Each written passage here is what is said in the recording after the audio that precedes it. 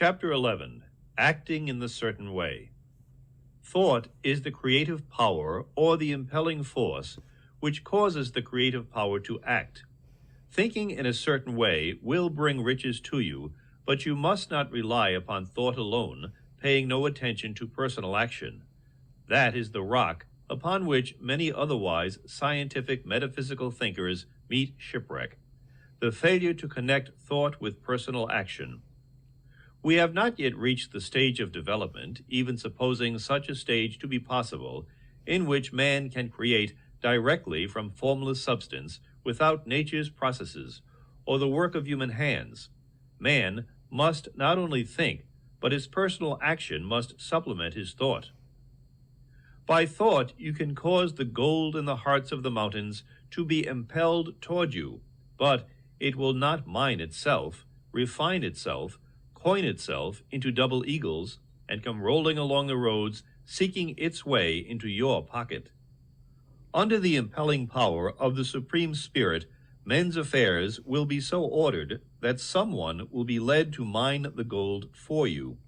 Other men's business transactions will be so directed that the gold will be brought toward you, and you must so arrange your own business affairs that you will be able to receive it when it comes to you. Your thought makes all things, animate and inanimate, work to bring you what you want. But your personal activity must be such that you can rightly receive what you want when it reaches you. You are not to take it as charity, nor to steal it. You must give every man more in use value than he gives you in cash value. The scientific use of thought consists in forming a clear and distinct mental image of what you want, in holding fast to the purpose to get what you want, and in realizing with grateful faith that you do get what you want. Do not try to project your thought in any mysterious or occult way with the idea of having it go out and do things for you. That is wasted effort and will weaken your power to think with sanity. The action of thought in getting rich is fully explained in the preceding chapters. Your faith and purpose positively impress your vision upon formless substance, which has the same desire for more life that you have. And this vision, received from you, sets all the creative forces at work, in and through their regular channels of action, but directed toward you. It is not your part to guide or supervise the creative process. All you have to do with that is to retain your vision, stick to your purpose, and maintain your faith and gratitude. But you must act in a certain way so that you can appropriate what is yours when it comes to you, so that you can meet the things you have in your picture and put them in their proper places as they arrive. You can really see the truth of this. When things reach you, they will be in the hands of other men, who will ask an equivalent for them. And you can only get what is yours by giving the other man what is his. Your pocketbook is not going to be transformed into a Fortunatus purse, which shall be always full of money without effort on your part. This is the crucial point in the science of getting rich, right here, where thought and personal action must be combined. There are very many people who, consciously or unconsciously, set the creative forces in action by the strength and persistence of their desires, but who remain poor because they do not provide for the reception of the thing they want when it comes. By thought, the thing you want is brought to you. By action, you receive it. Whatever your action is to be, it is evident that you must act now. You cannot act in the past, and it is essential to the clearness of your mental vision that you dismiss the past from your mind. You cannot act in the future, for the future is not here yet, and you cannot tell how you will want to act in any future contingency until that contingency has arrived. Because you are not in the right business or the right environment now, do not think that you must postpone action until you can get into the right business or environment. And do not spend time in the present taking thought as to the best course in possible future emergencies. Have faith in your ability and meet any emergency when it arrives. If you act in the present with your mind on the future, your present action will be with a divided mind and will not be effective. Put your whole mind into present action. Do not give your creative impulse to original substance and then sit down and wait for results. If you do, you will never get them. Act now. There is never any time but now, and there never will be any time but now.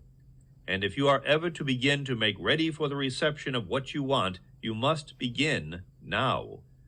And your action, whatever it is, must most likely be in your present business or employment, and must be upon the persons and things in your present environment. You cannot act where you are not. You cannot act where you have been, and you cannot act where you are going to be. You can act only where you are. Do not bother as to whether yesterday's work was well done or ill done. Do today's work well. Do not try to do tomorrow's work now. There will be plenty of time to do that when you get to it. Do not try by occult or mystical means to act on people or things that are out of your reach. Do not wait for a change of environment before you act. Get a change of environment by action. You can so act upon the environment in which you are now as to cause yourself to be transferred to a better environment. Hold with faith and purpose the vision of yourself in the better environment, but act upon your present environment with all your heart and with all your strength and with all your mind. Do not spend any time in daydreaming or castle building. Hold to the one vision of what you want and act now. Do not cast about seeking some new thing to do or some strange, unusual, or remarkable action to perform as a first step toward getting rich. It is probable that your actions, at least for some time to come, will be those you have been performing for some time past. But you are to begin now to perform these actions in the certain way which will surely make you rich. If you are engaged in some business and feel that it is not the right one for you, do not wait until you get into the right business before you begin to act. Do not feel discouraged or sit down and lament because you are misplaced. No man was ever so misplaced but that he could not find the right place, and no man ever became so involved in the wrong business but that he could get into the right business. Hold the vision of yourself in the right business with the purpose to get into it, and the faith that you will get into it and are getting into it. But act in your present business. Use your present business as the means of getting a better one, and use your present environment as the means of getting into a better one.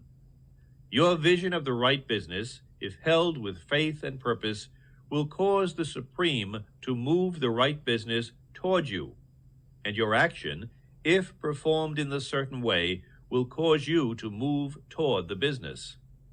If you are an employee or wage earner and feel that you must change places in order to get what you want, do not project your thought into space and rely upon it to get you another job.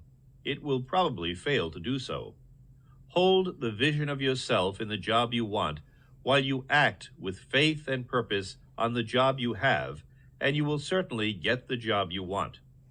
Your vision and faith will set the creative force in motion to bring it toward you, and your action will cause the forces in your own environment to move you toward the place you want. In closing this chapter, we will add another statement to our syllabus. There is a thinking stuff from which all things are made, and which, in its original state, permeates, penetrates, and fills the interspaces of the universe. A thought in this substance produces the thing that is imagined by the thought. Man can form things in his thought, and, by impressing his thought upon formless substance, can cause the thing he thinks about to be created. In order to do this, man must pass from the competitive to the creative mind. He must form a clear mental picture of the things he wants, and hold this picture in his thoughts with the fixed purpose to get what he wants, and the unwavering faith that he does get what he wants. closing his mind to all that may tend to shake his purpose, dim his vision, or quench his faith. That he may receive what he wants when it comes, man must act now upon the people and things in his present environment.